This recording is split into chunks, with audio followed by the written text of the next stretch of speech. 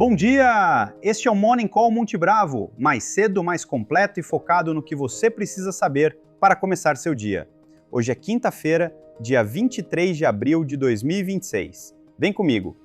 Os mercados iniciam o dia voltando a reprecificar o choque de energia, após a extensão do cessar-fogo não trazer mudanças concretas na situação operacional do Estreito de Hormuz, o que reacende a cautela e reforça a percepção de que o problema de oferta segue presente.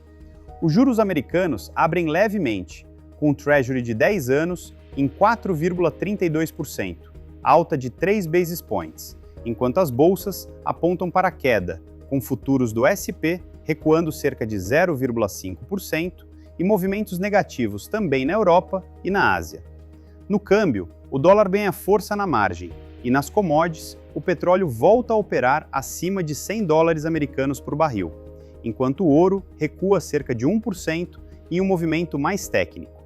A leitura mais importante é que o mercado passou boa parte de abril operando como se o fluxo de energia estivesse normalizado, mas, nos últimos dias, começa a reconhecer que o bloqueio de fato persiste. O fluxo de petróleo e gás por Hormuz continua muito limitado, com carregamentos iranianos interrompidos e rotas alternativas ainda operando abaixo da capacidade, o que mantém o choque de oferta ativo e sustentando o prêmio no petróleo.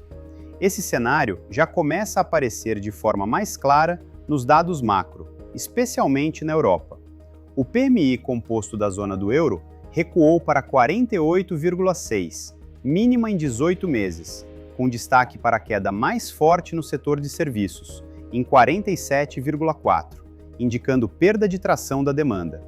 A manufatura, por outro lado, mostra uma leitura aparentemente melhor, mas parte desse movimento está ligada ao alongamento dos prazos de entrega, o que neste contexto reflete mais disrupção de oferta do que fortalecimento econômico. O resultado é um aumento do risco de revisões baixistas para o crescimento europeu nos próximos trimestres. Nos Estados Unidos, o ponto central passa a ser a função de reação do Federal Reserve.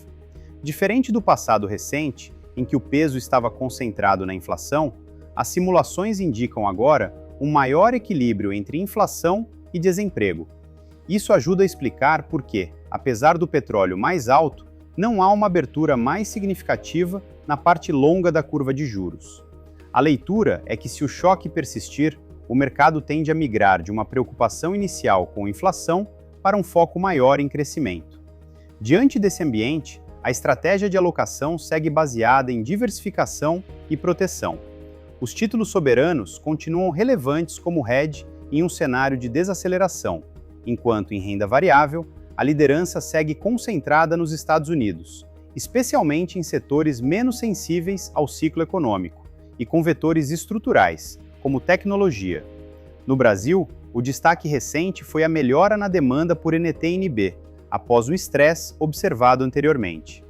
O Tesouro conseguiu encontrar demanda mesmo oferecendo prêmios mais elevados, o que sugere uma normalização na margem e maior conforto do mercado com o nível de juros reais.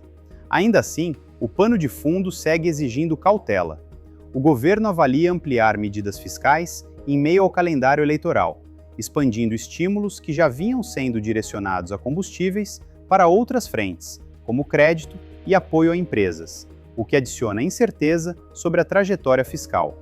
No curto prazo, os ativos locais seguem sendo sustentados pelo bom momento relativo da América Latina no cenário global, mas o ambiente político e fiscal continua sendo um fator de atenção relevante.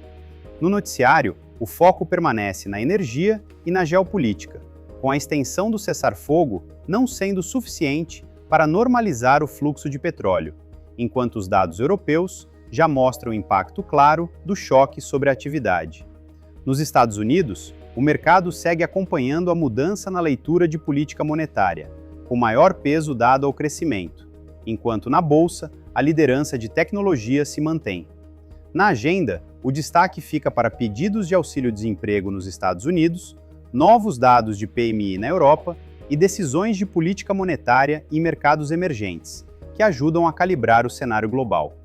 Em síntese, o mercado volta a um tom mais cauteloso, reconhecendo que o choque de energia ainda está longe de ser resolvido, com a narrativa começando a migrar de inflação para crescimento, o que reforça a importância de uma alocação equilibrada e protegida em um ambiente ainda incerto. Nós ficamos por aqui. Bom dia e bons negócios!